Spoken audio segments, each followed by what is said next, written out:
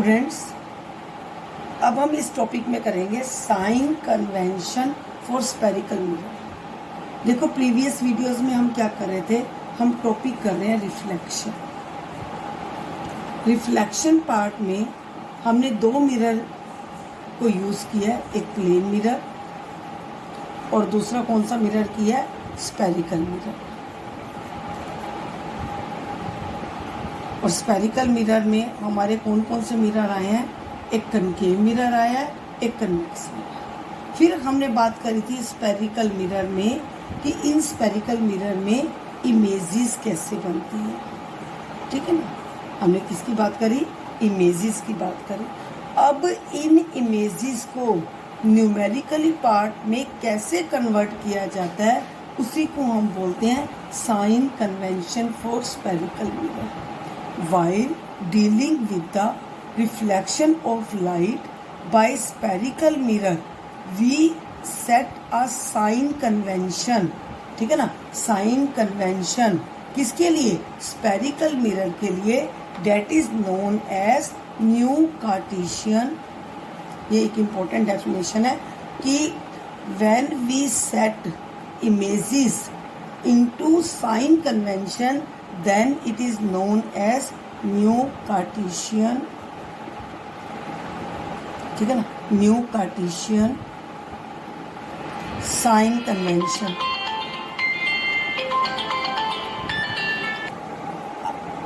अब हम करेंगे साइन कन्वेंशन का कैसे। देखो, ये जो रूल्स बता रही हूँ मैंने अभी आपको बताया कि स्फेरिकल मिरर के लिए जो इमेजेस को हम साइन में चेंज करते हैं वो होता है न्यू कार्टेशियन साइन कन्वेंशन। अब यहाँ पर हमने लिया एक स्फेरिकल मिरर। देखो, स्फेरिकल मिरर की जब मैं बात करती हूँ तो उसके अंदर दोनों आते हैं, कनकेव मिरर भी आता है और कन्वेक्स मिरर भी आता है, ठीक है ना। तो ये यहाँ पर क्या है, एक स्फेरिकल मिरर। और मैंने आपको बताया था जो इसका बीच में सेंटर होता है उसको हम क्या बोलते हैं, पोल। इस पोल से जो लाइन पास होती है उसको हमने क्या नाम दिया था, प्रिंसिपल एक्सिस। ये लाइन हम पूरी ले लेते हैं और हमें पता है ग्राफ में भी इसको एक्स और एक्स डैश एक्सिस बोलते हैं। अब यहाँ पोल से जो ऑब्जेक्ट का डिस्टेंस है, जैसे ऑब्जेक्ट को यहाँ पर पड़ा हुआ है, अब हमेशा ऑब्जेक्ट को कहाँ रखा जाता है, अबव द प्रिंसिपल एक्सिस। तो जो ये डिस्टेंस है पोल से, ठीक है ना, जो ये डिस्टेंस है पोल से, इसको हम नाम देते हैं यू। ऑब्जेक्ट को हमेशा कौन सी साइड रखते हैं, लेफ्ट साइड पर रखा जाता है, इसलिए इस लेफ्ट साइड पर रखा जाता है। और यू को किस में लेते हैं, माइनस में। अगर ऑब्जेक्ट को हम राइट साइड पर ले रहे हैं, वैसे तो अभी आपके सिलेबस में है ही नहीं, ये हमारा सिर्फ अभी लेफ्ट साइड तक का है। तो अगर राइट साइड पर ऑब्जेक्ट होता है तो उसको किस में लेते हैं, यू प्लस में। अब इसका रीजन क्या है, देखो, object is always place to the left of the mirror because light from the object falls on the mirror from left side, ठीक है ना। इसलिए हमेशा जो ऑब्जेक्ट पर लाइट है वो कहाँ से पड़ती है, लेफ्ट साइड से पड़ती है। इसलिए हम यू को किस में रखना है आपने, माइनस में। और यू किसके लिए यूज होता है, ऑब्जेक्ट के लिए। मैं यहाँ पर लिखती जा रही हूँ, यू यूज होगा ऑब्जेक्ट के लिए। अब उसके बाद हमारा है कोई भी डिस्टेंस है, चाहे ऑब्जेक्ट का या इमेजेस का है, वो हमेशा किससे मेजर करना है, हमने पोल ऑफ द मिरर से करना है।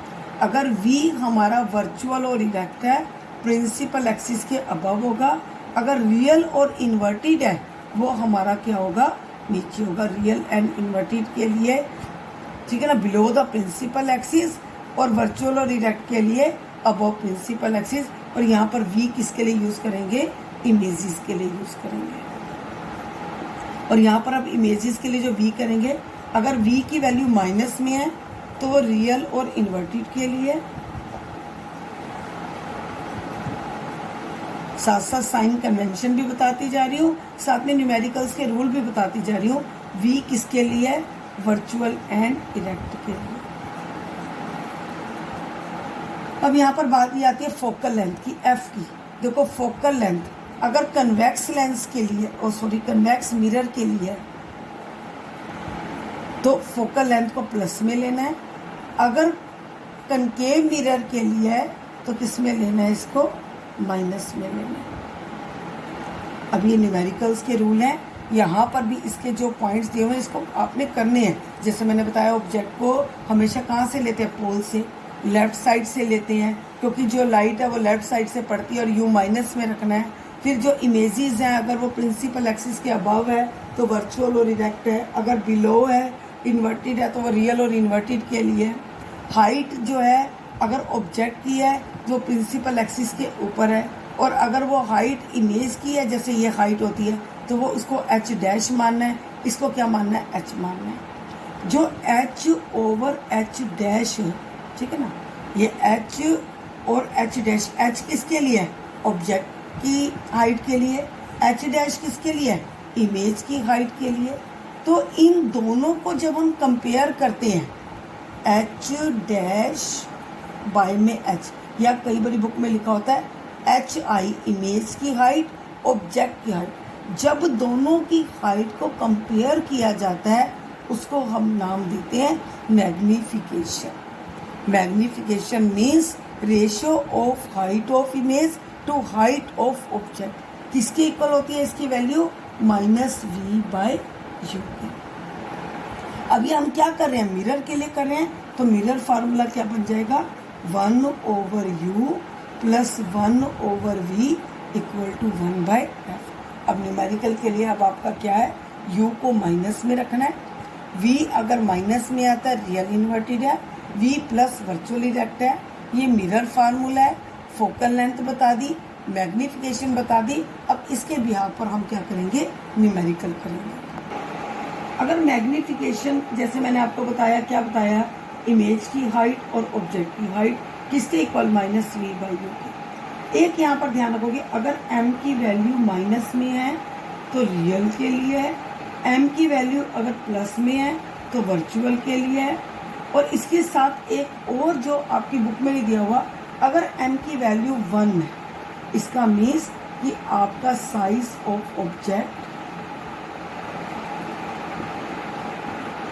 Equal to size of image,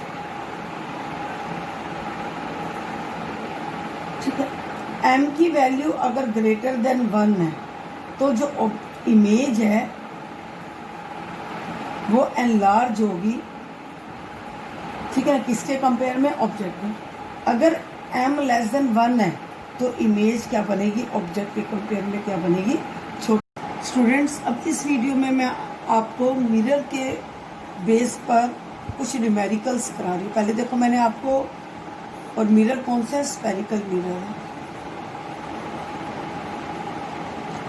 पहले मैंने आपको इमेजेस बता दी, इमेजेस के बाद new Cartesian sign, new Cartesian sign में कौन से साइंस यूज होते हैं न्यूमेरिकल में, वो मेथड बता दिया।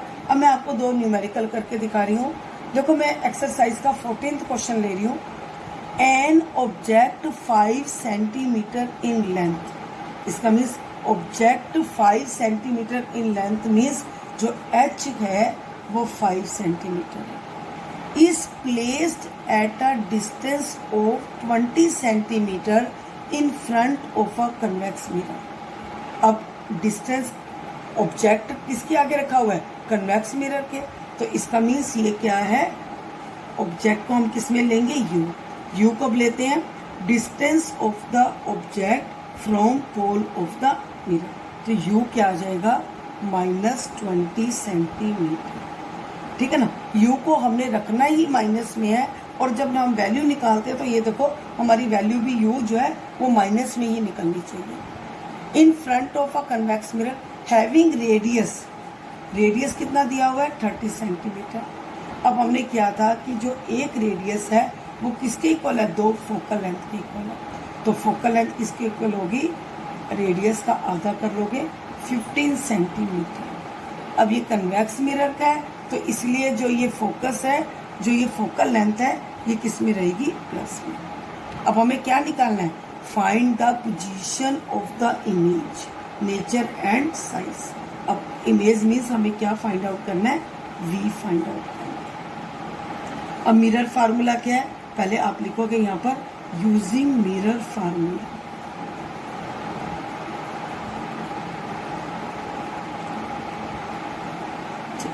फार्मूले में क्या है, 1/u + 1/v इक्वल टू 1। तो अब हम फोकल लेंथ की वैल्यू डाल देंगे, कितनी है 15, ये माइनस, और जो u की वैल्यू है वो किस में है -20। तो 1/15 1/15 माइनस माइनस प्लस 20, 64 + 3 कितना हो गया 7/60। तो v कितना हो जाएगा 60/7। अब ये क्या बनी हमारी वर्चुअल इरेक्ट।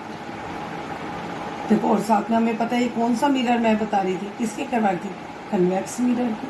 और कन्वेक्स मिरर में हमेशा इमेजेस कौन सी बनती है, virtual erect back of the mirror, back of a mirror.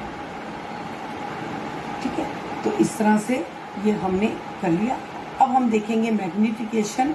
हमें पता है वर्चुअल इरेक्ट कन्वेक्स मिरर में सारी इमेजेस क्या बनती हैं, डिमिनिश्ड बनती है। और एच भी दे रखा है, हमें एच डैश भी निकालना है। कैसे निकाल सकते हो, m = h dash by h = -v/u। ठीक है ना। तो इसमें हमारा ये, तो अब हमें h डैश क्या निकालना है, h क्या हमें दिया हुआ है 5 दिया हुआ है, माइनस v क्या निकला हमारा 60/7, और u क्या हमारे पास, u हमने लिया -20। ठीक है, तो माइनस से माइनस का हो जाएगा 23 था। तो यहाँ पर क्या हो जाएगा h डैश, यहाँ से 5 3 था 15/7 कितना आ जाएगा 2.1। तो हमारी जो देखो ऑब्जेक्ट 5 सेंटीमीटर था, इमेज कितनी है 2.1 है। तो इस तरह से आप देखो, और मैग्नीफिकेशन भी निकाल सकते हो। जैसे मैंने v/u से आपको बताया था कि मैग्नीफिकेशन निकालनी है, h डैश बाई h से निकालो।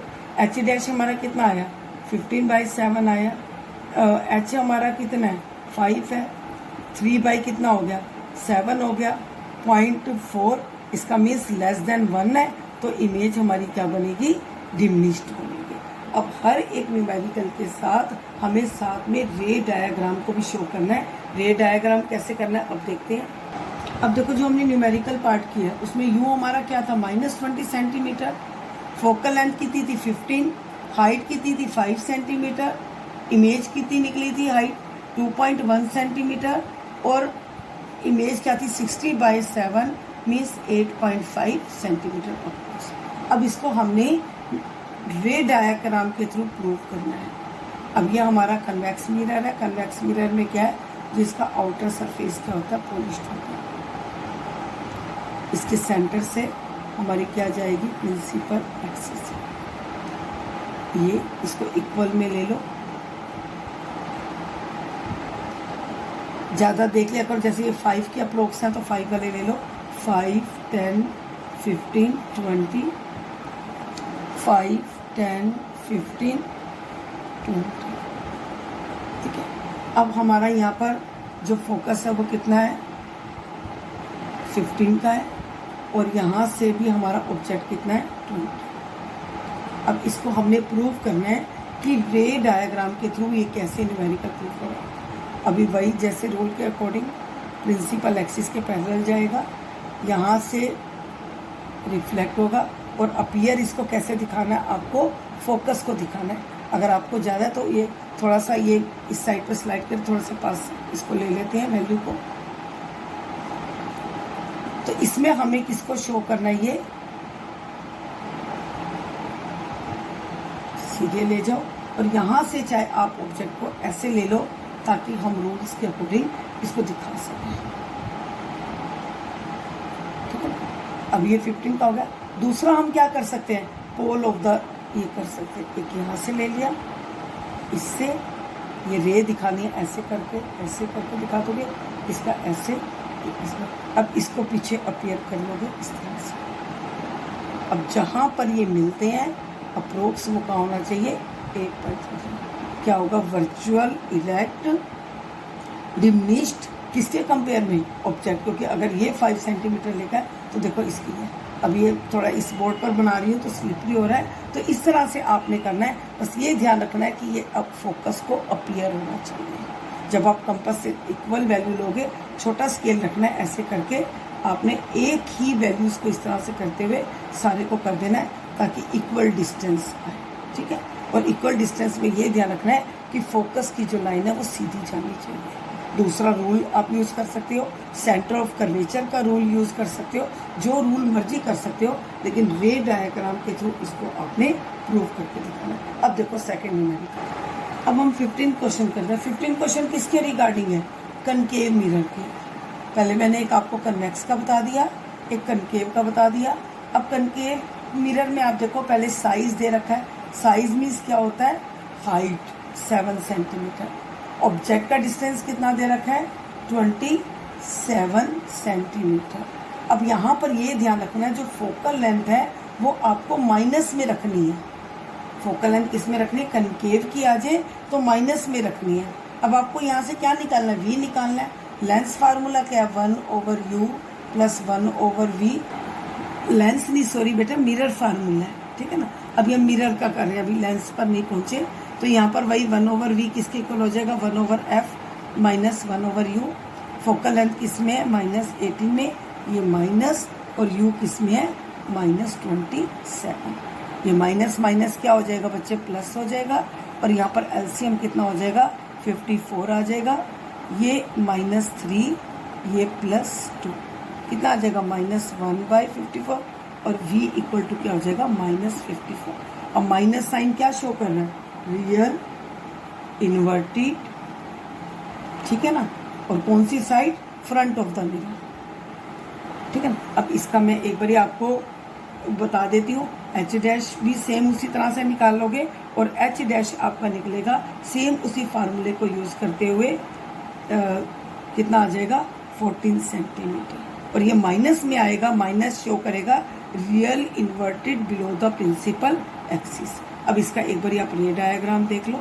ये कनकेव मिरर है, इसमें क्या होता है? इनर सरफेस पॉलिश होती है। ये सेंटर सॉरी यहाँ से तो जरूरत ही नहीं, अब कनकेव का तो आगे से ही आना है। ये पोल जिसको यहाँ से इक्वल आपने वैल्यूज ले लेनी है, ठीक है। और ये देख लेना स्केल क्या है। स्केल में हम देखें 9 वाला है तो 9 वाला रख लो ताकि हमें इजी रह जाए। 27,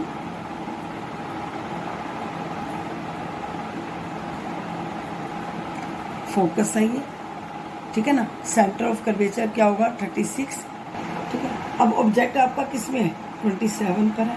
अगर आप चाहो तो आपके अगर इमेजेस की आप प्रैक्टिस कर रहे हो, आप बुक्स में देखोगे कई जगह ऐसे भी दिया हुआ है, आप ऐसे भी कर सकते हो, जैसे आपको कन्वीनियंट लगे। दोनों वे में से कोई भी वे ले सकते हो। बस हमें ये दिखाना है ये कनकेव मिरर है, इसका इनर सरफेस पॉलिश है और जो रेज है वहाँ जा रही है। अब सेम पहले यहाँ से ये ऑब्जेक्ट सीधा जाएगा, फिर किसको क्रॉस करेगा? फोकस को क्रॉस करेगा। दूसरा आप चाहे सेंटर ऑफ कर्वेचर से लेकर यहाँ मिला लो, चाहे आप पोल ऑफ द मिरर से, जो आपको इजी लगता है आप उसको करते हुए इसको मिला लो। जैसे अगर लगता है कि सेंटर ऑफ कर्वेचर वाला करना है तो एक बार सेंटर ऑफ कर्वेचर वाला भी यहाँ से दिखा देती हूँ कि ऐसे करके ये सीधा इसको जाएगा। ये यहाँ से किसको मिलेगा? इसको। ये थोड़ा स्लिपरी है लेकिन ये दोनों जो है वो यहाँ पर क्रॉस करेंगे और बिल्कुल 54 पर रियल और इन्वर्टेड आएगा। एक बार मैं दोबारा से ये क्लियर करके दिखा देती हूँ आपको। देखो पहले आपने ऑब्जेक्ट, क्योंकि ये थोड़ा बोर्ड स्लिपरी है तो इसमें रे कैसे होता है? सीधा जाएगा, किसको पास करेगा? फोकस को पास करेगा। आपको ये देखना है कि जो इमेज है वो किस पर आनी चाहिए? 54 पर आनी चाहिए। दूसरी किसको जाएगी? सेंटर ऑफ कर्वेचर को जाएगी, तो सेंटर ऑफ कर्वेचर से, ठीक है। तो यहाँ पर रियल इन्वर्टेड और साथ में 14। देखो एच हमारा कितना था? 7 था। एच डैश कितना हो गया? -14। -14 मीन्स उससे हाइट डबल भी बनेगा और साथ में क्या है? और साथ में ये प्रिंसिपल एक्सिस के नीचे। और m की भी अगर हम वैल्यू देखें क्या आएगी? -2।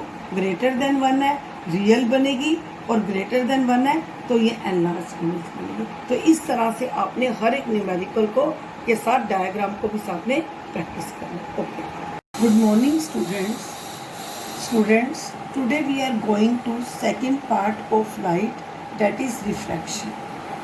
प्रीवियस वीडियोस में मैंने आपको बताया था लाइट का चैप्टर 2 पार्ट में है। एक पार्ट है रिफ्लेक्शन और सेकंड पार्ट है रिफ्रैक्शन, ठीक है ना। तो पहले हमने कौन सा टॉपिक किया? रिफ्लेक्शन किया, जिसमें मैंने क्या बताया आपको? बाउंसिंग बैक ऑफ अ रे इन अ पॉलिश सरफेस, ठीक है ना, on a polish surface is known as reflection. तो उसमें हमने प्लेन मिरर का, स्फेरिकल मिरर इमेजेस, न्यूमेरिकल, ये पार्ट किया। अब हम करेंगे what is the meaning of refraction. Refraction means bending of light ray. Bending of light ray, वहाँ पर क्या था कि when incident ray falls on a poly surface it bounce back, ये था रिफ्लेक्शन पार्ट में। अब यहाँ पर क्या है, बेंडिंग ऑफ लाइट रे और change the direction of light रे। डायरेक्शन ऑफ लाइट रे when it enters one medium to another medium, one medium to another medium। अब मीडियम कौन से हैं? देखो मीडियम मैंने आपको बताए थे, 3 मीडियम बताए थे, सॉलिड मीडियम, लिक्विड मीडियम और गैस मीडियम, जिसको हम नाम भी लिया था ट्रांसपेरेंट, ट्रांसलूसेंट एंड ओपेक। तो यहाँ पर सॉलिड में आपको पता है ओपेक का होगा, लिक्विड, गैस। यहाँ पर एक और होता है जिसको बोलते हैं वैक्यूम। वैसे तो देखा जाए कि वैक्यूम क्या होता है, तो वैक्यूम अभी देखा जाए वैसे तो दोनों का मीनिंग डिफरेंट है। गैस मीन्स क्या होता है, जिसमें एयर प्रेजेंट होती है, और वैक्यूम क्या होता है, जिसमें एयर प्रेजेंट नहीं होती। लेकिन यहाँ पर आपके 10th क्लास में दोनों को इक्वल माना गया है। वैसे तो दोनों की वैल्यू डिफरेंट है, लेकिन यहाँ पर उनकी जो वैल्यू का है उसको नेग्लिजिबल किया गया है कि दोनों को सेम माना गया है। चाहे गैस आए या वैक्यूम आए, एक ही आप लिखोगे 3 × 10⁻8 मीटर पर सेकेंड। तो क्या है refraction? Bending of light rays when it enter one medium to another medium. और मीडियम कौन कौन से हैं? Solid, liquid, gas. अब जो लाइट रे है सबसे ज़्यादा वो ट्रैवल करती है गैस और वैक्यूम में, सेकंड नंबर पे ट्रैवल करती है लिक्विड में, और थर्ड नंबर पे ट्रैवल करती है सॉलिड में। अगर हम कहें ये फास्टेस्ट, जब ये लाइट रे गैस से लिक्विड में जाएगी तो देखो, तो स्पीड ऑफ लाइट क्या हो जाएगी? डिक्रीज हो जाएगी। और जहाँ पर स्पीड ऑफ लाइट डिक्रीज हो जाती है, जहाँ पर स्पीड ऑफ लाइट क्या हो जाती है? डिक्रीज हो जाती है, उसको हम नाम देते हैं ऑप्टिकल डेंसर। ऑप्टिकल वर्ड किसके लिए? लाइट के लिए। Denser means speed decrease. और जहाँ पर specially speed of light decrease जब एंटर करती है मीडियम में, एंटर इनटू मीडियम। और ऑप्टिकल रेयर किसको बोलते हैं? जिसमें rare speed of light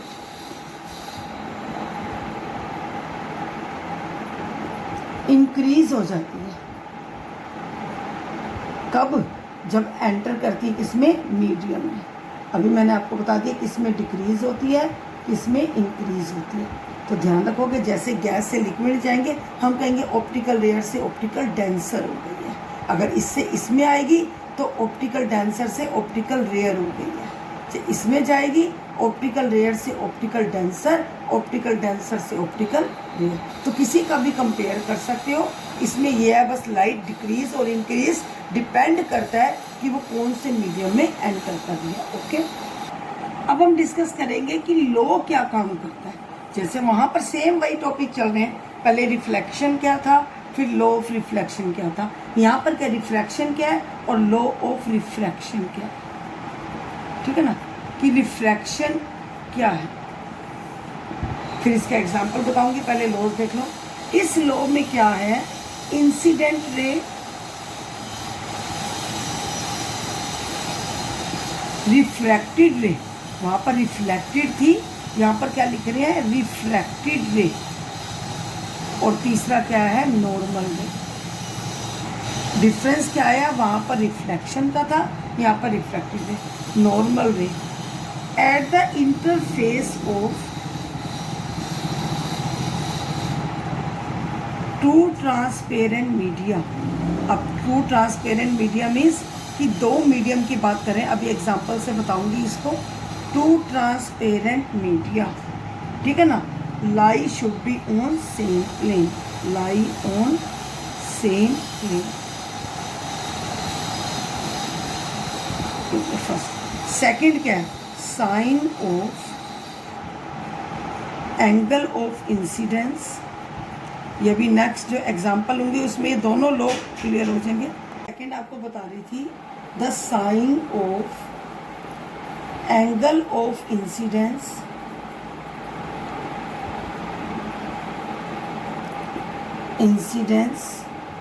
to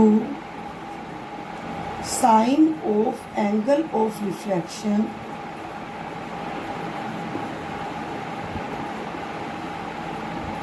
is constant, sin I sin R equal to क्या है, कांस्टेंट। ये second law of refraction scientist Snell ने दिया था, इसलिए इसको हम बोलते हैं स्नेल्स लॉ से जानते हैं, ठीक है। अब इसका लेते हैं एग्जांपल। अब हम एग्जांपल लेते हैं ग्लास स्लैब का। आपकी बुक में रिफ्रैक्शन प्रोसेस को समझाने के लिए ग्लास स्लैब का, वैसे तो इसको प्रैक्टिकली कराते हैं लेकिन बहुत इम्पोर्टेंट है। ग्लास स्लैब क्या होता है, एक रेक्टेंगुलर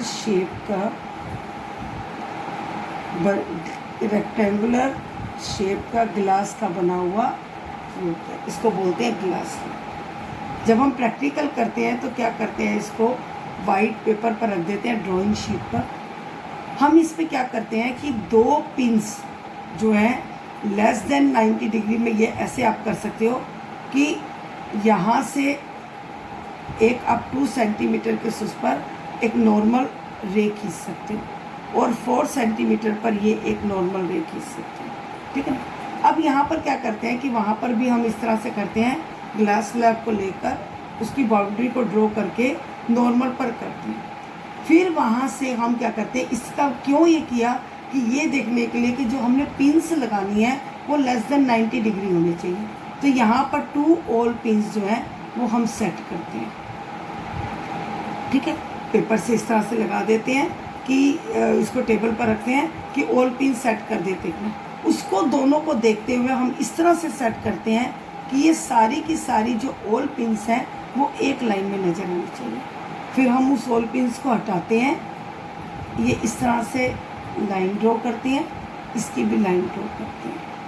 फिर उसके बाद स्लैब को हटाने के बाद हम यहाँ पर शो करते हैं कि इसका यहाँ से एंगल, अभी समझाती भी आपको ये क्या है। देखो अब ये पहले मैंने आपको बताया कि प्रैक्टिकली कैसे करते हैं। इसमें 6 to 8 सेंटीमीटर का डिफरेंस होना चाहिए, एंगल जो है वो एक्यूट होना चाहिए, इसको हम बोलते हैं ये आई है, ठीक है ना। और ये इस तरह से आई क्यों बोलते हैं, क्योंकि ये इंसिडेंट रे है और नॉर्मल के साथ जब एंगल बनाती है इसको आई है। अब इसको मैं आपको बताती हूँ कि रिफ्रैक्शन प्रोसेस कैसे होता है। देखो रिफ्रैक्शन प्रोसेस में मैंने ये बता दिया आपको, ये ग्लास स्लैब है, इसमें आपने नॉर्मल पर एंगल लिया, ठीक है ना, ये तो ज़्यादा दूर नहीं लेना, इतनी करनी। अब यहाँ से जो इंसिडेंट रे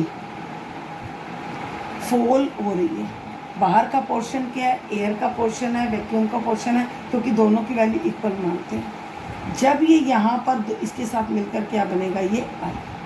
अब जैसे ही ये ऑप्टिकल रेयर से इस सॉलिड मीडियम में एंटर करेगी तो इसकी जो स्पीड ऑफ लाइट है वो क्या हो जाएगी, डिक्रीज़ हो जाएगी। स्पीड ऑफ लाइट डिक्रीज़ कैसे पता लगेगा, it bends towards the normal. ये नॉर्मल है, जैसे स्पीड डिक्रीज़ होती है उतना वो नॉर्मल के पास होगी, जितनी स्पीड इंक्रीज़ होती है वो अवे फ्रॉम द नॉर्मल होगा। तो ये ध्यान रखना। तो स्पीड ऑफ लाइट आप यहाँ पर दिखाओगे कि स्पीड ऑफ लाइट डिक्रीज़ हो रही है और ये स्पीड ऑफ लाइट डिक्रीज़ होकर इस तरह से कि अगर बाहर यहाँ पर एंगल ये 45 डिग्री का बन रहा है तो अंदर ये एंगल जो होगा 20 डिग्री का बन रहा है। जो इसको हम नाम भी क्या देंगे, इसको आर नाम देते हैं। जो आई है वो हमेशा आर से ग्रेटर होगा। क्यों, क्योंकि बाहर ओपन एयर है, आई से आर ग्रेटर होगा। तो यहाँ पर कितने का एंगल बन रहा है, ये 20 डिग्री का बन रहा है।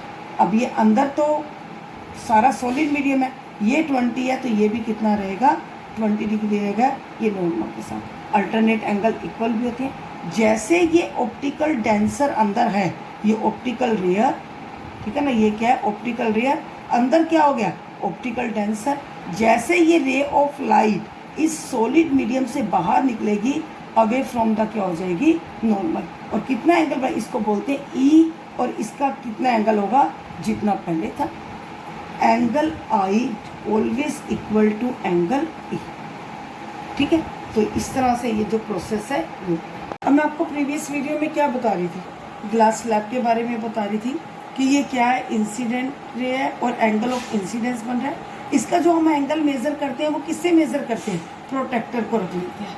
प्रोटेक्टर को रखकर, प्रोटेक्टर जो जिसको हम डी बोलते हैं, मैथ में यूज़ करते हो, उससे हम यहाँ का एंगल मेज़र कर सकते हैं कि कितना एंगल है। फिर यहाँ से प्रोटेक्टर को रखकर इधर का एंगल मेज़र कर सकते हैं, और अपने आप हमारा जो हो जाएगा ये हो जाएगा कि ये लेस देन 90 डिग्री होना चाहिए, और जो आर है वो हमेशा आई से छोटा। और जब प्रोटेक्ट ऐसे बनाओगे, प्रोटेक्टर से मेज़र भी करके देखना एंगल, ठीक है ना। इसी में स्नेल्स लॉ है। जब हमें पता है कि हम ट्रिग्नोमेट्री में करते हैं, उसमें यही करते हैं ना, परपेंडिकुलर, बेस, हाइपोटेन्यूज, तो यहाँ पर उसी का नाम लिया साइन आई और इसका लिया साइन आर। गिवन पेयर हो, गिवन पेयर मीन्स कि जैसे बताया कि ग्लास पेयर जो है स्लैब है वो डिफरेंट कलर्स के होते हैं। रेड कलर का होता है, जो है ब्लू कलर का होता है, वाइट कलर का होता है। तो स्पेशली यहाँ पर लिखा हुआ है ratio of sine of angle of incidence is constant for light of given colour, ठीक है ना। Light of given colour means कि जो अगर एक कलर से, जैसे स्लैब अगर वाइट कलर का है, सभी स्टूडेंट्स करें, जैसे ओम्स लॉ में वैल्यू कांस्टेंट आई थी, सेम इसी तरह से इसमें भी वैल्यू क्या आएगी, कांस्टेंट आते हैं। Given pair of colour and given pair of medium, given pair of colour and given pair of medium, इसको बोलते हैं स्नेल्स लॉ। इसमें अगर हम देखो ये मीडियम का प्रोसेस ना होता, कि लाइट अगर सेम ट्रैवल करती, कोई भी मीडियम होता, तो ये इंसिडेंट रे क्या होती, ये सीधी ऐसे चली जाती।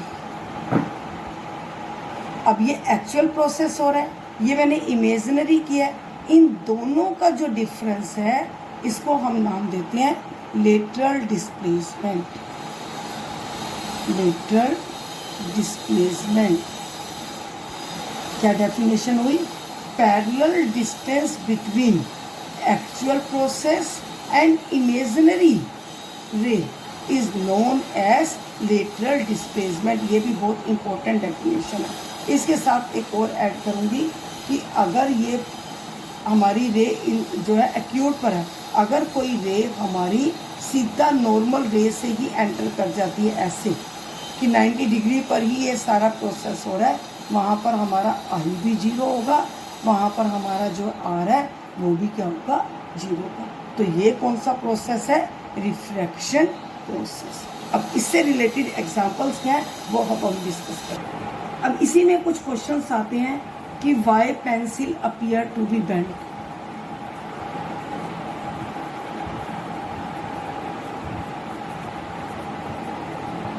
बेंट व्हेन इट एंटर्स या when it is put in water. जब हम वाटर में रखते हैं तो हम देखते हैं कि जो पेंसिल है वो हमें मुड़ी हुई नजर आती है। इसी तरह से अगर हमें कॉइन को लार्ज शैलो बाउल में रखें, वो हमें उसका पार्ट रेज नजर आता है। उसका रीजन ही क्या है, उसका रीजन है ड्यू टू रिफ्रैक्शन। अगर आ जाता है 1 मार्क्स के अकॉर्डिंग तो आपने इसको क्या करना है, सिर्फ लिखना है ड्यू टू रिफ्रैक्शन। और अगर 2 मार्क्स में आता है तो उसको आपने डायग्राम के साथ इस तरह से करके दिखाना है कि जिस तरह से ये आपका है कि वाटर का, नेचुरली वाटर मीडियम है। यहाँ पर ये पेंसिल आप इस तरह से, यहाँ से अगर हम लाइट से देख रहे हैं, अब अगर हम यहाँ से नॉर्मल का देखें, अब जब नॉर्मल से है, ऑप्टिकल रेयर से क्या हो जाएगा, ऑप्टिकल डेंसर, और ये क्या हो जाएगी, it bends towards the normal. ये पेंसिल हमें क्या होगी, बेंड हुई नजर आएगी। इसी तरह से हम कोई भी एग्जांपल ले सकते हैं कि रिफ्रैक्शन का, जैसे मैंने अभी आपको बताया कि अगर हमें कॉइन को वाटर के उसमें रख दें तो उसमें हमें क्या होता है, वो रेज लेटर्स नजर आते हैं। तो ये सारे जो रीजनिंग के क्वेश्चंस हैं वो हमने किस लिए यहाँ पर करने हैं, due to refraction process. Refraction में क्या आ गया, जब एक मीडियम दूसरे मीडियम से कटता है। अब इसके साथ ही एक टॉपिक ले लेती हूँ, रिफ्रैक्टिव इंडेक्स। रिफ्रैक्टिव इंडेक्स क्या है कि जब हम दो मीडियम की लाइट को, अब टॉपिक है रिफ्रैक्टिव इंडेक्स।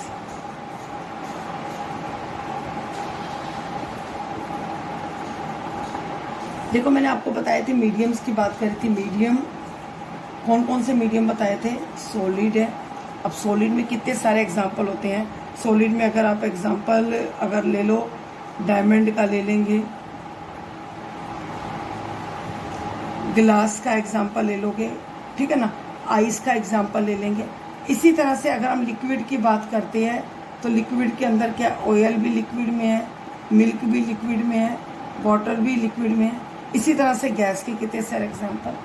तो रिफ्रैक्टिव इंडेक्स का मीनिंग क्या है कि when we compare two mediums, two speed of light of two mediums, ठीक है ना, दो मीडियम की लाइट को जब हम कंपेयर करते हैं, स्पीड ऑफ लाइट, कोई भी दो medium, speed of light in medium 1, speed of light in medium 2, तो that is known as refractive index. और उसको हम सिंबल से जो यूज करते हैं, इसको बोलते हैं रिफ्रैक्टिव इंडेक्स। अब हम सिंबल क्या यूज करते हैं, एन यूज करते हैं। Speed of light in medium 1, इसको हम नाम देते हैं V1, इसको नाम देते हैं V2। हमेशा जो स्पीड रिफ्रैक्टिव इंडेक्स है, ये यहाँ पर ध्यान से सुनने वाली बात है, जो रिफ्रैक्टिव इंडेक्स है वो हमेशा स्पीड ऑफ लाइट के क्या, इनवर्सली प्रोपोर्शनल है। जितना it is inversely, N specially लिख रही हूँ यहाँ पर, it is inversely proportional to speed of light, to speed of light. जितनी स्पीड ऑफ लाइट डिक्रीज होती जाएगी, रिफ्रैक्टिव इंडेक्स इंक्रीज होता जाएगा। अब यहाँ पर ये मीडियम 2 है, तो इसको लिखने का वे क्या है, क्योंकि ये इनवर्सली प्रोपोर्शनल है ना, तो पहले मीडियम 2 को फिर मीडियम 1 को, चाहे हम ऐसे लिख सकते हैं, इसको लिखने का वे ऐसे भी है, इसको लिखने का वे इस तरह से भी है, तो इसको लिखने का वे इस तरह से करके ऐसे भी है। इसका कोई भी यूनिट नहीं होता, नो यूनिट। क्यों नहीं होता यूनिट, क्योंकि दोनों की फिजिकल क्वांटिटी सेम होती है, कंपेयर करके दोनों के यूनिट क्या हो जाते हैं, नेग्लिजिबल हो जाते हैं। जब रिफ्रैक्टिव इंडेक्स का ये बताने के बाद अब इसके बाद है एब्सोल्यूट, एब्सोल्यूट रिफ्रैक्टिव इंडेक्स। जब किसी भी स्पीड ऑफ लाइट को, किसी भी मीडियम की स्पीड ऑफ लाइट को हम एयर के साथ कंपेयर करते हैं या वैक्यूम के साथ, speed of light in air, और नीचे कोई भी मीडियम हो, जिसमें हम लिक्विड की बात कर लें, सॉलिड की बात कर लें, कोई भी मीडियम हो, उसको देते हैं एब्सोल्यूट रिफ्रैक्टिव इंडेक्स। अब वहां पर हमने क्या लिखा था, V1 V2, लेकिन यहाँ पर हम लिखेंगे C, इसको क्या लिखेंगे, V1। लिखने का प्रोसेस इसका भी वही कि कोई भी कि मीडियम 2 और मीडियम 1। यहाँ पर ये एब्सोल्यूट आपकी बुक में भी एग्जाम वैल्यूज दी हुई है, आपको वैल्यूज लर्न नहीं करनी, सिर्फ समझना है कि देखो एयर से स्टार्ट किया है और डायमंड तक खत्म किया है। अगर हम एयर का रिफ्रैक्टिव इंडेक्स देखें तो क्या है, इसका क्या वैल्यू है 1.003, डायमंड की क्या है 2.42। ये क्या है, रिफ्रैक्टिव इंडेक्स। और हमें पता है एयर में स्पीड ऑफ लाइट ज़्यादा होती है, ये सॉलिड है इसमें सबसे कम है, लेकिन रिफ्रैक्टिव इंडेक्स देखो इसका ज़्यादा है। तो refractive index is inversely proportional to the speed of light in medium. अब यहाँ पर इसके करने के साथ एक न्यूमेरिकल टिप का आप याद रखोगे। न्यूमेरिकल टिप में क्या है कि अगर न्यूमेरिकल पार्ट में आ जाता है speed of light air to glass, तो आपने एन डाल के, अगर एयर पहले है तो स्पीड ऑफ लाइट एयर, और यहाँ पर स्पीड ऑफ लाइट क्या कर देना है, गिलास कर देना है। अगर आ जाता है न्यूमेरिकल पार्ट में, ये आगे प्रैक्टिस करवा दूंगी, अभी यहाँ सिर्फ टिप्स देख लो कि अगर यहाँ पर आ जाता है कि reflective index air to glass, अब जब ऐसे आता है reflective index air to glass, तो नेचुरली जो पहले, अब ये एयर या वाटर टू ग्लास लिख लो, तो जो पहले आता है उसको आपने डिनोमिनेटर में लिखना है, यहाँ पर वाटर का, और गिलास को किस में लिखना है, न्यूमिनेटर में। ये क्या हो जाएगी, स्पीड ऑफ लाइट, और ये भी क्या हो जाएगी, स्पीड ऑफ लाइट। इसको नेक्स्ट न्यूमेरिकल्स में करेंगे। अब हम इस वीडियो में करेंगे लेंस को। देखो पहले हमने मिरर किया था, मिरर पार्ट किस में आया था, रिफ्लेक्शन में आया था। अब रिफ्लेक्शन प्रोसेस में क्या आएगा, लेंस। अब है क्या lens, it is a piece of, it is a piece of transparent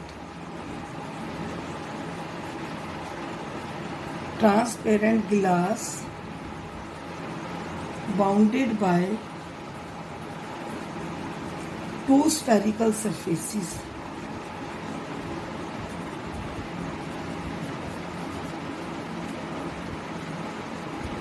अब टू स्फेरिकल सरफेसेस, जैसे हमें पता है दो स्फेरिकल मिरर्स हैं, ठीक है ना।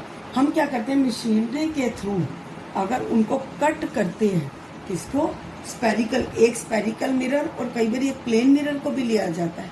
तो जब यहाँ पर आपकी बुक में क्या है, when two spherical mirrors cut by machinery then it forms two lens, one is convex lens and second is concave lens. ये हमने 7th क्लास में भी टॉपिक किया हुआ है, ये कन्वेक्स लेंस, और second one is concave lens. और जब हम प्लेन मिरर के साथ ले जाते हैं, फिर वो आ जाता है प्लेनो कन्वेक्स लेंस या प्लेनो का कनकेव का। लेकिन अभी आपको जो करना है वो स्फेरिकल मिरर्स को, दोनों स्फेरिकल मिरर्स को कंबाइन करना है। तो इस कन्वेक्स लेंस और कनकेव लेंस को हम नाम देते हैं double convex lens. Double convex lens इसलिए कि स्फेरिकल मिरर से, दोनों स्फेरिकल मिरर से यूज हुआ है, और इसको बोलते हैं डबल कनकेव लेंस।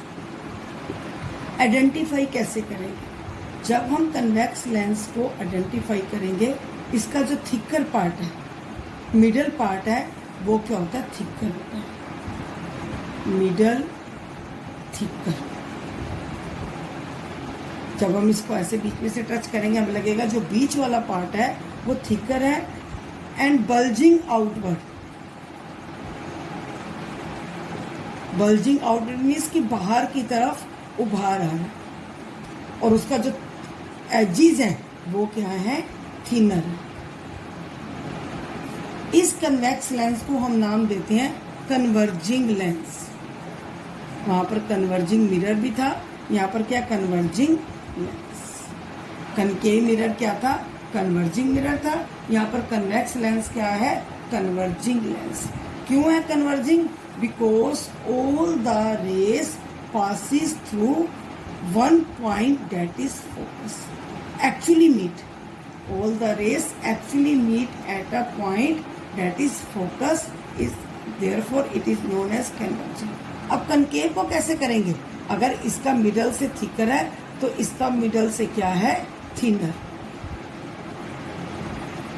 और एजिस क्या है,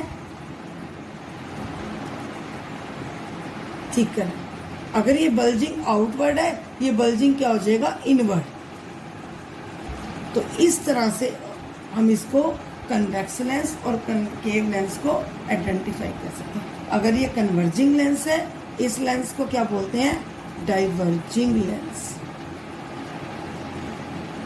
क्योंकि इसमें सारी रेज क्या हो रही हैं, अपीयर हो रही है। यहाँ पर एक्चुअली मीट कर रही है, यहाँ पर क्या कर रही है, अपीयर हो रही है। तो इस तरह से ये दोनों लेंस की क्या है, आइडेंटिफिकेशन। आगे हम इसकी नेक्स्ट टर्म्स को करते हैं।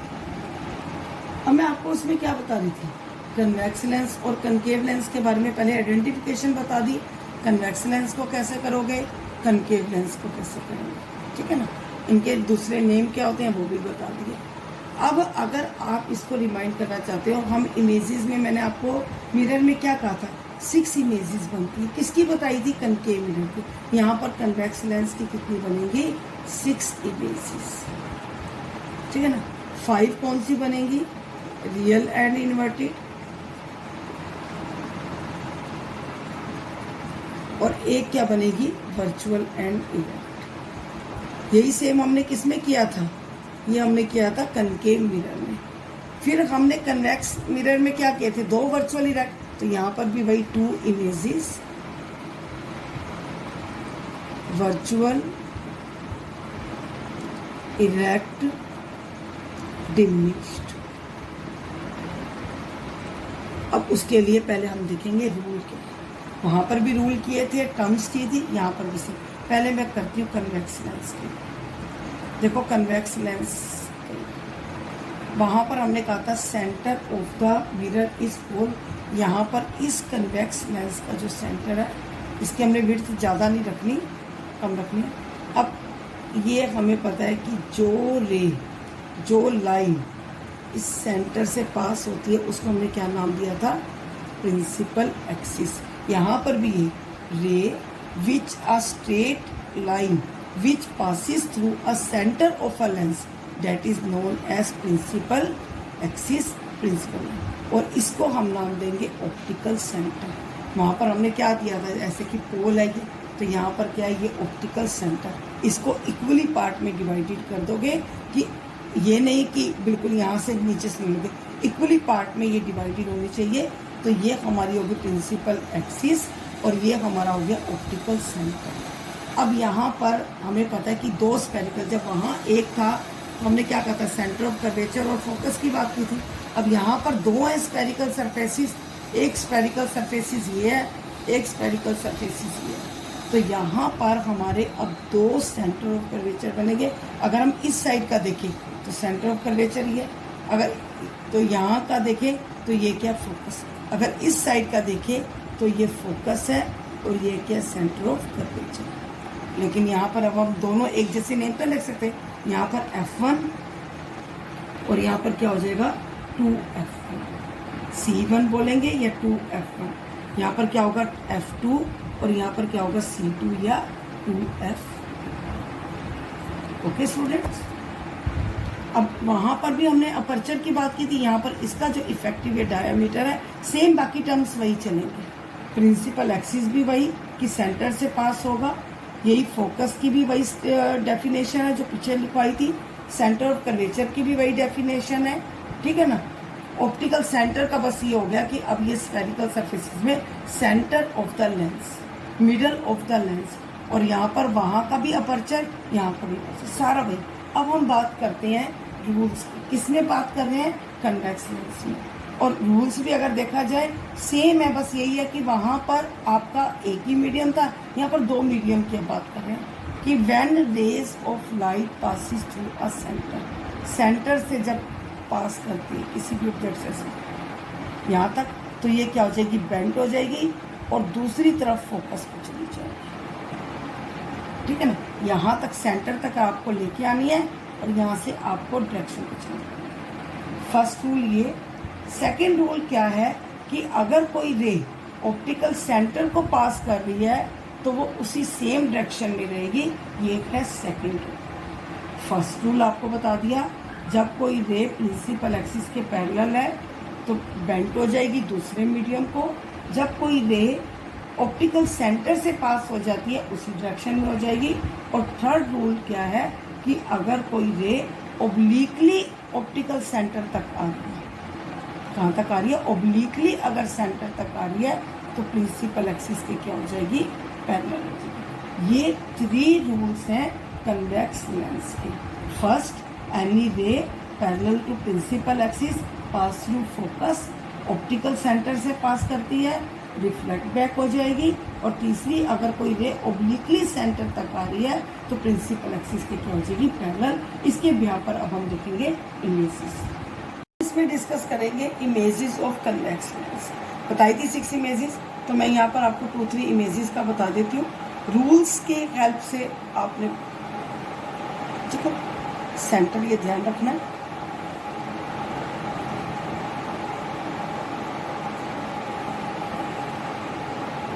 ये बिल्कुल सीधी स्ट्रेट लाइन में जानी चाहिए।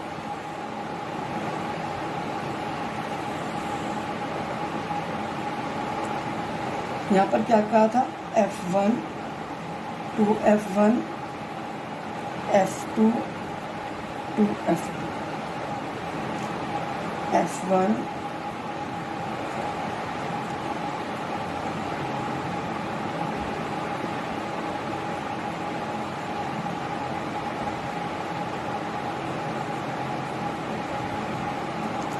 अब इसमें हम 3 इमेजेस देखेंगे। पहले हम देखते हैं कि अगर किसी ऑब्जेक्ट को हम इन्फिनिटी पर करते हैं, वहाँ पर भी सेम हमारी एक बात दिमाग में रख लेना कि अगर आप रिवीजन करते हो, कन्वेक्स लेंस को हमेशा कंपेयर करोगे कनकेव मिरर के साथ। अगर हमारा कोई ऑब्जेक्ट इन्फिनिटी पर है, ठीक है ना, अगर कोई ऑब्जेक्ट हमारा इन्फिनिटी पर है, वहाँ पर भी आपका ऐसे ही था कि अगर कोई ऑब्जेक्ट इन्फिनिटी पर है, इसके रे अगर जो प्रिंसिपल एक्सिस के पैरेलल जा रही है, सीधी रखनी है, प्रिंसिपल एक्सिस के पैरेलल जा रही है, कहाँ से करनी है, ठीक है ना। दूसरी रे आप चाहो तो कहाँ से कर सकते हो, ऑप्टिकल सेंटर से भी दिखा सकते हो, या दूसरी रे भी अगर वैसे सेम जैसे वहाँ करी थी, प्रिंसिपल एक्सिस के पैरेलल इसको क्रॉस कर दिए फोकस। अब यहाँ पर हमारी क्या बनेगी, इमेज फोकस। वहाँ पर सेम साइड थी, यहाँ पर other side of a lens. किस पर इमेज बन रही है, फोकस पर बन रही है, रियल एंड इन्वर्टेड, ठीक है ना। अब दूसरे में अगर ऑब्जेक्ट को हम 2f1 पर रखेंगे, ऑब्जेक्ट को छोटा रखना, अगर लेंस छोटा तो ऑब्जेक्ट को भी यहाँ पर छोटा रखोगे। प्रिंसिपल एक्सिस के पैरेलल इसमें से पास करेगी, फोकस में से, और दूसरी ऑप्टिकल सेंटर में से। आपकी 2f2 वहाँ पर भी क्या थी, सेम साइज की थी, कहाँ पर थी, सी की सी में, यहाँ पर 2f1 की सेम साइज की 2f2 का, ठीक है ना। कैसी बनेगी, real inverted same size. Third वहाँ पर आपने कहा था कि अगर कोई ऑब्जेक्ट को हम जो है पोल और फोकस के बीच में रखें, यहाँ पर अगर किसी ऑब्जेक्ट को हम पोल और यहाँ पर किसके रखेंगे, ऑप्टिकल सेंटर और फोकस के बीच में, सेम प्रिंसिपल एक्सिस के पैरेलल, फोकस से रे पास होगी लेकिन पीछे अपीयर कहाँ होगी, दूसरा ऑप्टिकल सेंटर से पास होगी, पीछे अपीयर कहाँ होगी।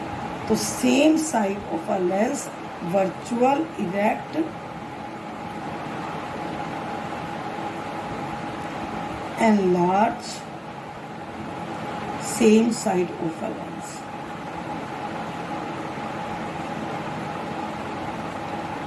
वहां पर क्या थी, other side of a lens,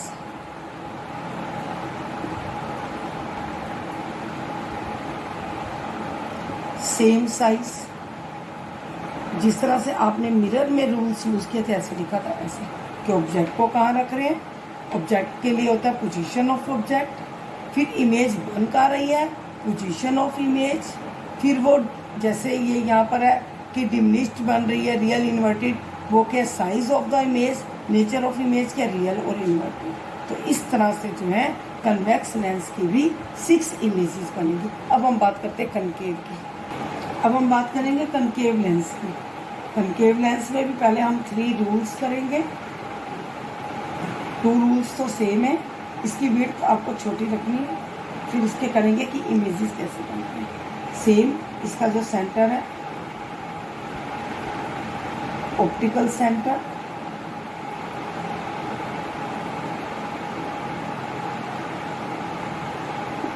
अब यहाँ पर क्या है कि F1 to F1 वही ऐसे ही है। फर्स्ट रूल क्या है कि अगर कोई रे प्रिंसिपल एक्सिस के पैरेलल है कनकेव लेंस में, रिफ्लेक्ट बैक होगी लेकिन अपीयर किसको करेगी, फोकस, F1।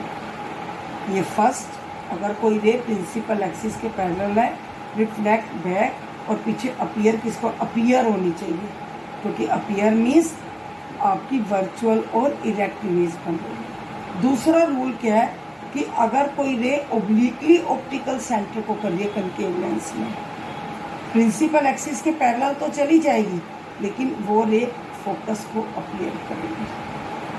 और तीसरा रूल सेम है कि अगर कोई रे ऑप्टिकल सेंटर को पास करती है तो वही रिफ्लेक्ट बैक हो जाएगी। 2 रूल्स तो जो है प्रिंसिपल एक्सिस के पैरेलल रिफ्लेक्ट बैक होकर फोकस को अपीयर करेगी। ऑप्टिकल सेंटर में क्या है, F2 को अपीयर करेगी और थर्ड में क्या है, ऑप्टिकल सेंटर को। अब हम करेंगे इसकी इमेजेस। पहले रूल्स किए थे यहाँ पर। इसकी 2 इमेजेस, जैसे कन्वेक्स मिरर में 2 इमेजेस बनी थी, इसमें भी क्या बनेंगी, 2 इमेजेस बनेंगी।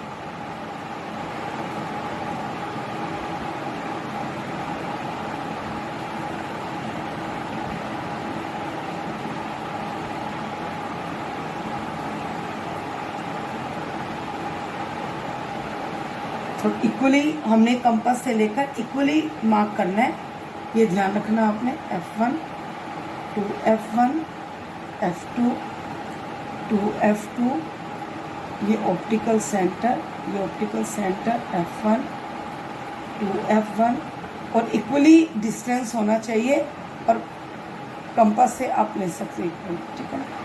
अब वहाँ पर ये है कि अगर कोई ऑब्जेक्ट इन्फिनिटी पर पड़ा हो, छोटा, अगर हमने लेंस छोटा है तो ऑब्जेक्ट को भी छोटा रखना है। अब यहाँ से क्या होगा, ये पहले हमारा थोड़ा छोटा रख लेते हैं ताकि प्रिंसिपल एक्सिस के ऊपर, ठीक है ना, प्रिंसिपल एक्सिस के कर लेंगे। यहाँ से क्या होना चाहिए, रिफ्लेक्ट बैक, और पीछे अपीयर किसको होगा, और दूसरा क्या ले लो, यहीं से ऐसे ले लो, ये भी प्रिंसिपल एक्सिस के पैरेलल, रिफ्लेक्ट बैक, और पीछे अपीयर किसको होगा, यहाँ पर जो इमेज बनेगी वो क्या बनेगी, वर्चुअल, इरेक्ट और हाईली डिमिनिश्ड, ठीक है ना। फिर ऐसे सेकंड वाले में कि अगर कोई ऑब्जेक्ट ऑप्टिकल सेंटर और इन्फिनिटी के बीच में हो, तो कहीं पर इन्फिनिटी, ऑप्टिकल सेंटर और इन्फिनिटी के बीच में हो, तो यहाँ पर आप कहीं पर भी ऑब्जेक्ट ऐसे शो कर सकते हैं। इसके अंदर भी रूल सेम आएगा, इसके प्रिंसिपल एक्सिस के पैरेलल जाएगी, रिफ्लेक्ट बैक होगी, एरो भी दिखाने हैं, और पीछे किसको अपीयर होगी, फोकस। दूसरी किसमें से पास कर सकते हो, ऑप्टिकल सेंटर से पास कर सकते हो, कि ऑप्टिकल सेंटर से जब पास करोगे, ठीक है ना। अब यहाँ पर जो बन जाएगी, ये क्या होगी, वर्चुअल, इरेक्ट और डिमिनिश्ड। ये हाईली डिमिनिश्ड और ये क्या हो जाएगी, डिमिनिश्ड। तो इस तरह से ये कन्वेक्स लेंस और कनकेव लेंस की क्या है, इमेजेस है। अब हम आते हैं न्यूमेरिकल पर, करेंगे साइन कन्वेंशन। किसके लिए, लेंस के लिए। पहले हमने मिरर के लिए साइन कर, अब आपकी बुक में आप देखोगे कि मिरर और लेंस दोनों के लिए जो साइन कन्वेंशन है वो क्या है, सेम है। सेम किस तरह से, कि स्फेरिकल लेंस की अगर बात कर रहे हैं तो कनकेव, कन्वेक्स लेंस दोनों के लिए सेम है। वहाँ पर हमने क्या बात करी थी, यू किसके लिए लिया था, ऑब्जेक्ट के लिए लिया था। वहाँ पर क्या कहा था कि ऑब्जेक्ट के लिए जो यू लेना है वो हमेशा हमें यू किस में रखना है, माइनस में रखना है। किस लिए, क्योंकि लेफ्ट साइड ऑफ द चाहे लेंस है या मिरर है जो है वो लाइट फॉल होती है। उसका रीजन भी आपने देखा था, साइन कन्वेंशन में लिखा था कि क्यों होता है, तो वहाँ मैंने बताया था सेम रूल यहीं पर है। सेकंड यहाँ पर है वी किसके लिए, इमेज के लिए। अब इमेज के लिए यहाँ से और वहाँ का क्या डिफरेंस है, हमने वहाँ पर लिया था वी माइनस रियल और इन्वर्टेड के लिए, यहाँ पर वी माइनस लेंगे वर्चुअल एंड इरेक्ट के लिए। वी प्लस किसके लिए लेंगे, रियल एंड इन्वर्टेड के लिए। ये डिफरेंस को याद रखोगे। थर्ड नंबर पर हमने बात करी थी फोकल लेंथ की। फोकल लेंथ का रूल सेम है, माइनस है तो कनकेव लेंस के लिए और प्लस है तो कन्वेक्स लेंस के लिए। फिर हमने फोर्थ नंबर पर बात करी थी मैग्निफिकेशन की। मैग्निफिकेशन में क्या कहा था, अगर इमेज की हाइट को ऑब्जेक्ट की हाइट को कंपेयर करते हैं तो वो मैग्निफिकेशन, यहाँ पर भी यही है, लेकिन वहाँ पर आपका माइनस वी बाई यू था, यहाँ पर क्या आपका V by U. Rule same है, एम माइनस में है तो रियल के लिए, प्लस में है तो वर्चुअल और इरेक्ट के लिए, ठीक है ना। एम की वैल्यू इक्वल 1 है तो size of the image equal to size of object है, लेस देन 1 है तो इमेज डिमिनिश्ड है, m ग्रेटर देन 1 है तो जो इमेज है वो एनलार्ज है। तो इस तरह से ये रूल सेम है। अब इसके साथ हम एक टॉपिक और उठा लेते हैं, वो टॉपिक उसके बाद अब हमारे एक टर्म और है, वो कौन सी है, पावर ऑफ अ लेंस। देखो अब हमारे लेंस का हमारा यूज क्या है। आप देखते हो स्पेक्स जो हम डालते हैं नियर बाय विजन के लिए, फार बाय विजन के लिए, माइक्रोस्कोप में, टेलीस्कोप में, मैग्नीफाइंग ग्लास में, इन सब में क्या यूज होता है, लेंस का यूज होता है। अब जो ये लेंस है, जैसे हम देखते हैं कि वो अलग अलग पावर के हैं, लेंस किसके ऊपर डिपेंड करता है, एबिलिटी ऑफ अ लेंस। दो तरह के लेंस हो गए हमारे दो तरह के लेंस कौन कौन से हैं, एक कन्वेक्स लेंस है, कनकेव लेंस है। तो ability of a lens to converge किसके लिए यूज हो रहा है, कन्वर्जिंग, कन्वेक्स लेंस के लिए। कन्वर्ज और डाइवर्ज किसके लिए यूज हो रहा है, कनकेव लेंस के लिए। डाइवर्ज किसके ऊपर, कन्वर्ज और diverge light rays depend on the focal length, depends on focal length. Focal length के ऊपर डिपेंड करती है, चाहे कन्वर्जेंस चाहे डाइवर्जेंस है। तो डिग्री ऑफ, इसकी प्रॉपर डेफिनेशन क्या हो जाएगी, द डिग्री ऑफ कन्वर्जेंस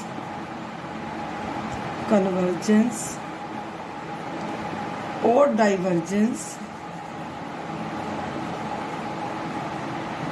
ठीक है ना, डिग्री ऑफ कन्वर्जेंस और डाइवर्जेंस ऑफ लाइट रे इज ऑफ लाइट रेज में लिखते थे, light rays is express in terms of power,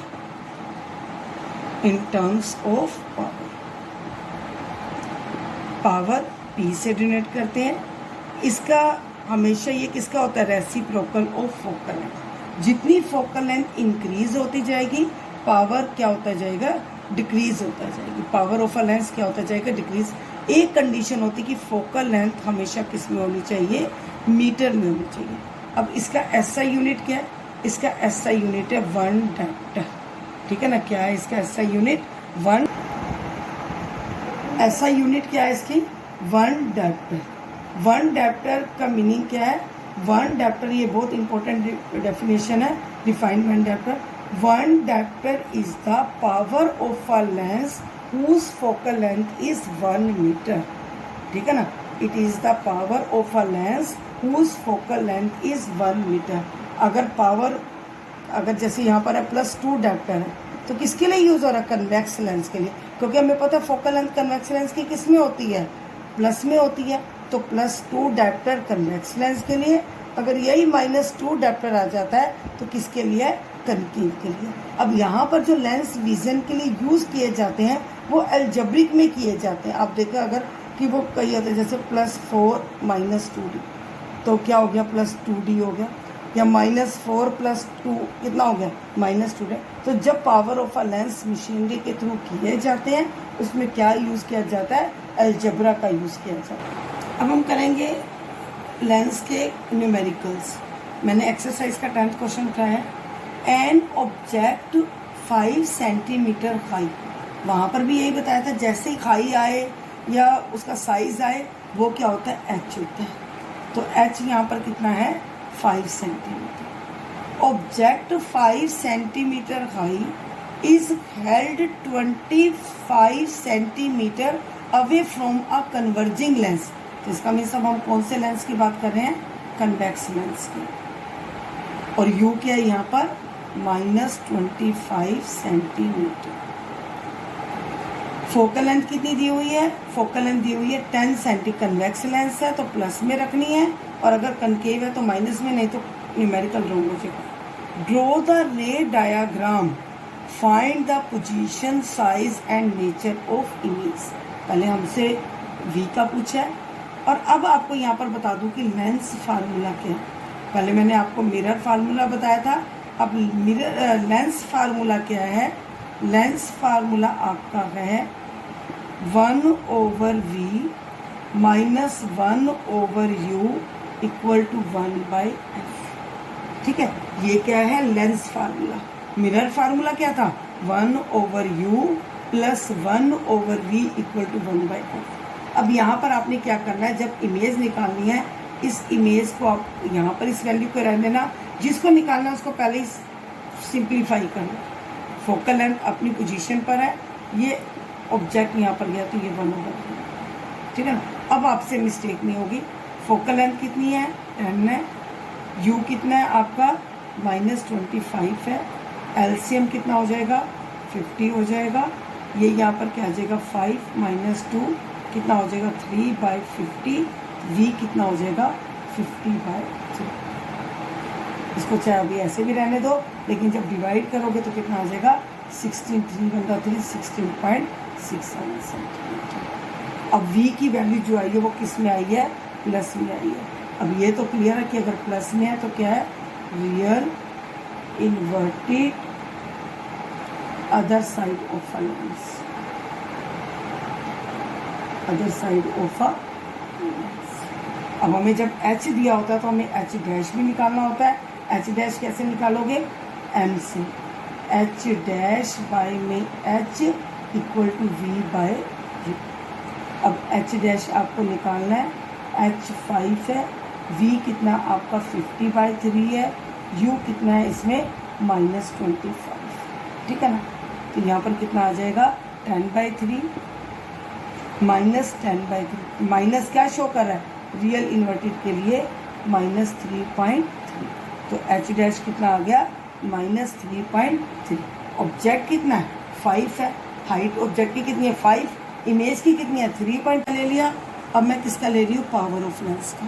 power of lens का सिंपल बताया है, P इक्वल टू क्या है? 1/f। अगर फोकल लेंथ सेंटीमीटर में है तो उसको तुम मीटर में करने के लिए ये भी कर सकते हो 100/f। अब यहाँ पर दे रखा है कि find the focal length of a lens of power having -2 dioptre. अब यहाँ पर पावर दी हुई है -2 डायप्टर, ये भी पता है कनकेव के लिए हमें क्या निकालनी है? फोकल लेंथ निकालनी है। तो यहाँ से जब निकालोगे तो f क्या हो जाएगा? -1/2 हो जाएगा। ये क्या हो जाएगा? -0.5 मीटर। ये क्या फोकल लेंथ किस में आएगी? मीटर में। और अगर आपको सेंटीमीटर में करना है तो सेंटीमीटर में करने के लिए 100 से करके इसको क्या कर दोगे? 50 सेंटीमीटर। सेम इसी को अगर आप ये देखो कि अगर फोकल लेंथ -50 सेंटीमीटर है और अगर पावर निकालनी है तो क्या करोगे? 100/f कर दोगे। फोकल लेंथ हमें पता है माइनस में कनकेव की होती है, तो ये क्या हो जाएगा? 50, ये 2 -2। अब एक कन्वेक्स लेंस का, एक कनकेव का, पावर ऑफ लेंस का। अब आपको लास्ट में बता देती हूँ एक रिफ्रैक्टिव इंडेक्स। अब रिफ्रैक्टिव इंडेक्स का लास्ट में बता रही हूँ। पहले देखो 2 में बता दूँ। जैसे फर्स्ट क्या है? Light enter air to glass. जब light enter air to glass है और हमें रिफ्रैक्टिव इंडेक्स कितना दिया हुआ है? 1.50। ये भी अक्सर ब्लू बॉक्स का क्वेश्चन है। तो अब आपको बतानी है what is the speed of light in glass, जबकि स्पीड ऑफ लाइट एयर हमें पता है कितनी होती है? 3 × 10⁸। अब रिफ्रैक्टिव इंडेक्स के लिए n सिंबल आपको बताया था, जब एयर का हो सीधा आप ले लो speed of light in air और speed of light in glass. वैसे भी जब एयर के साथ कंपेयर करते हैं तो वो क्या बन जाता है? एब्सोल्यूट रिफ्रैक्टिव इंडेक्स, ठीक है ना। अब एयर की कितनी दी हुई है? 3 × 10⁸। ग्लास की निकालनी है, क्या कर लोगे? x। ये क्या हो जाएगा? 1.50। इसको करके शुरू कर लो। इसकी 10 की पावर ये 2 हो जाएगी। 3 × 10⁻10 हो जाएगी और ये कितना हो जाएगा? 150। एक इससे कट जाएगी तो यहाँ पर कितनी आ जाएगी? 3 कितनी हो जाएगी? 9 का हो जाएगा। 3 × 1 = 3, 3 × 5 था, तो ये क्या आ जाएगी? 0.2 10⁻9। लेकिन हमें ये पता है साइंटिफिक नोटेशन के अकॉर्डिंग हमें क्या है? फर्स्ट के डिजिट के बाद होना चाहिए। तो ये क्या आ जाएगी? 2.0 और यहाँ पर एक 0 10⁻8 मीटर पर सेकेंड। तो स्पीड ऑफ जो लाइट है वो कितनी हो जाएगी, स्पीड ऑफ लाइट ग्लास की कितनी हो जाएगी, 2 × 10⁸ मीटर पर सेकेंड। इसके साथ आप ये ध्यान रखोगे, अगर आज ये रिफ्रैक्टिव इंडेक्स ऑफ वाटर, ठीक है ना, वाटर के किसके साथ, एयर के साथ, तो यहाँ पर आपने ये ध्यान रखना है कि जो पहले आपका स्टार्टिंग में है उसको कहाँ लेके जाओगे आप, डिनोमिनेटर में, और इसको कहाँ लेके जाओगे, न्यूमिनेटर में, और ये लिखोगे कैसे, वाटर और ये एयर, ठीक है ना, ऐसे। अगर गिलास है तो जी लिख दोगे। तो इस मेथड से आपने रिफ्रैक्टिव इंडेक्स के न्यूमेरिकल्स करने। Okay students, have a nice day.